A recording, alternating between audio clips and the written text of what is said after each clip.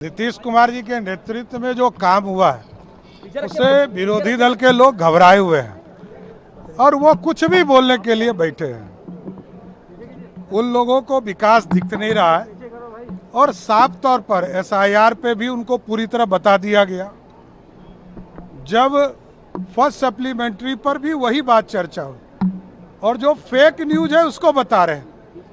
बिहार का लोकतंत्र, जो वोटर मर गए हैं उनके वोट से लोकतंत्र थोड़े बनेगा। जो लोकतंत्र है, जनता ने जिसको मत का अधिकार दिया है वो वोट करेगा और वो चुनाव जिताने का काम करेगा। इसलिए जनता तय करेगी, जनता के आशीर्वाद से कोई चुनाव जीतेगा। वो तो आराम से खरा। देखिए, जिस परिवार में लालू प्रसाद जी Z+ में, उनकी माताजी राबड़ी देवी Z+ में, तेजस्वी यादव Y+ में, उनकी बहन मीसा भारती Y सेक्रेटरी में, तेजस्वी की पत्नी कुछ भी नहीं है, उनको भी सुरक्षा बिहार की सरकार ने दिया है। आसन के अनुरोध को माना और उसके बाद से कार्रवाई चली। वैसे विपक्ष के जो सदस्यगण किसी बात पर विरोध या अपना प्रतिरोध दर्ज कराना, ये उनका अपना दायित्व भी है, अपना काम है, वो करें, इससे किसी को एतराज नहीं हो सकता है। लेकिन असंसदीय आचरण या विधानसभा की संपत्ति हो, टेबल हो, कुर्सी हो, माइक हो, ये सब का नुकसान पहुंचाना ये अच्छा बिल्कुल नहीं माना जाता है।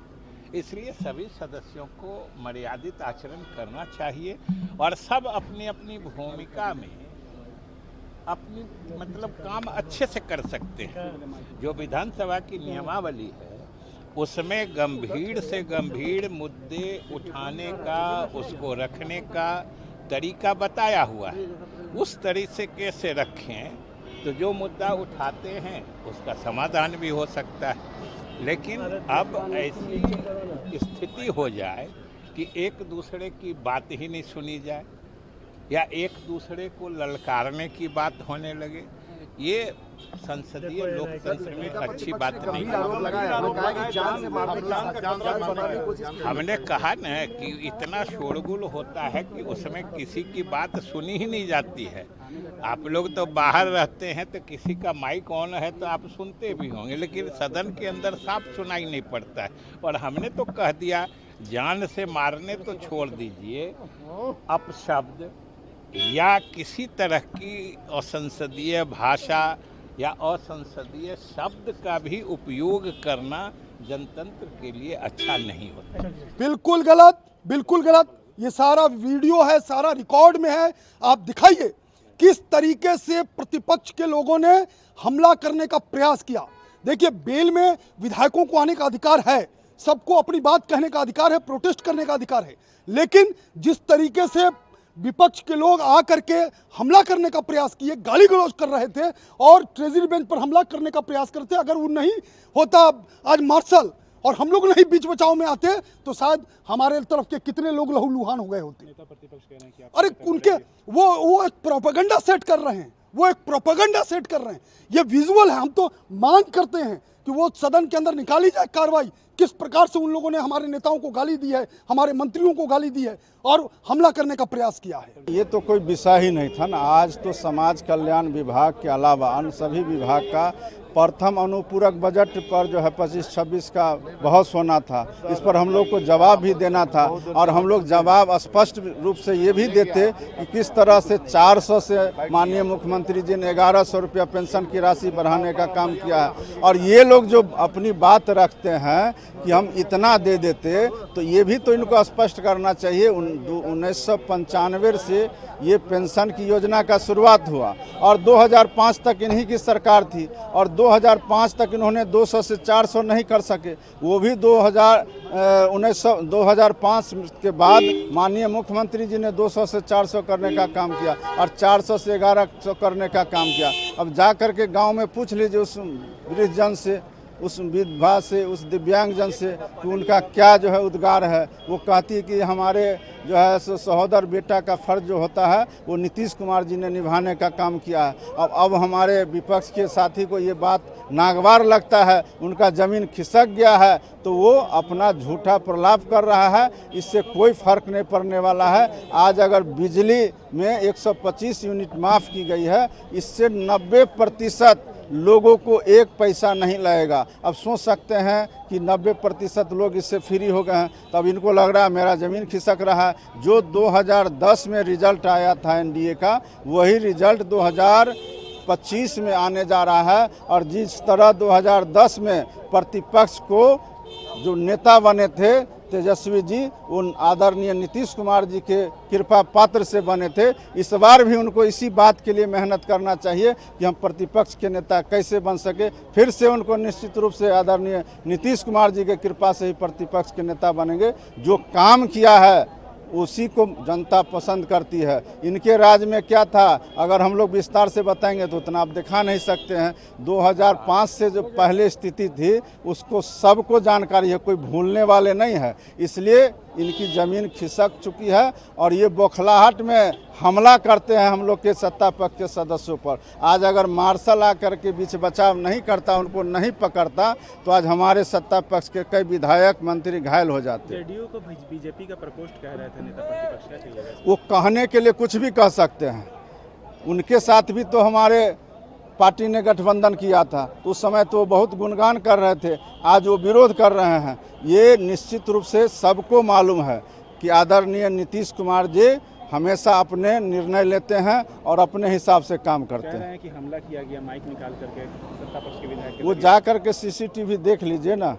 हमला करने के लिए वो लोग आए थे, उसके बचाव में अब ये बहाना कर रहे हैं। सत्ता पक्ष के लोग कह रहे हैं, आप स्पीकर महोदय से सुन लीजिए। कल जो विधानसभा का सत्र स्थगित हुआ, वो सत्ता पक्ष के डिप्टी सीएम के अभद्र आचरण के कारण से स्थगित हुआ।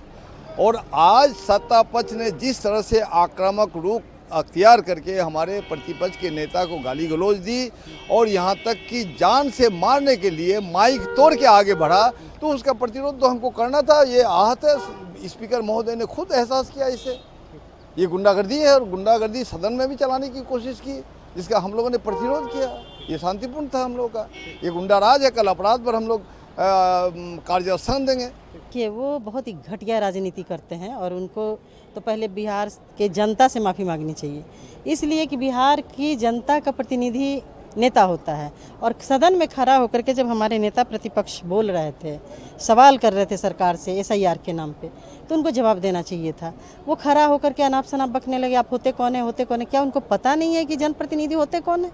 और नहीं होते हैं तो उनको इस्तीफा दे देना चाहिए, जो अभी तक ये नहीं जान पाया है कि जनप्रतिनिधि क्या होता है।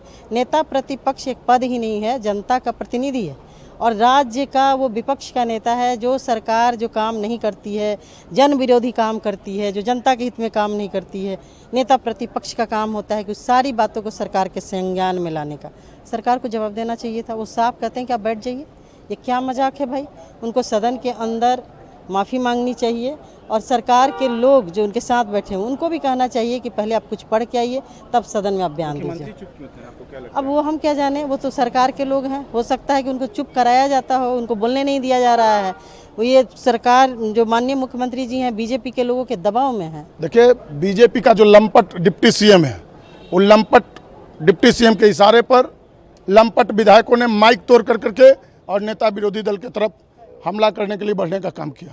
उस दरमियान हम लोग जा कर के और जब उसको रोकने का काम किए तो एक जनक सिंह जो लंपट विधायक है भाजपा का, वो गाली गलौज करने का काम कर रहा था। उसी में झड़प हुआ। बीच में हम लोगों ने अध्यक्ष महोदय को कहा कि कार्रवाई करिए इस पर, लेकिन अध्यक्ष महोदय ने अनसुना कर करके और कार्रवाई रोकने का काम किए। लेकिन अभी जब 4 बजे से सदन चलेगा तो जवाबी हमला के लिए बीजेपी के लोग तैयार रहें।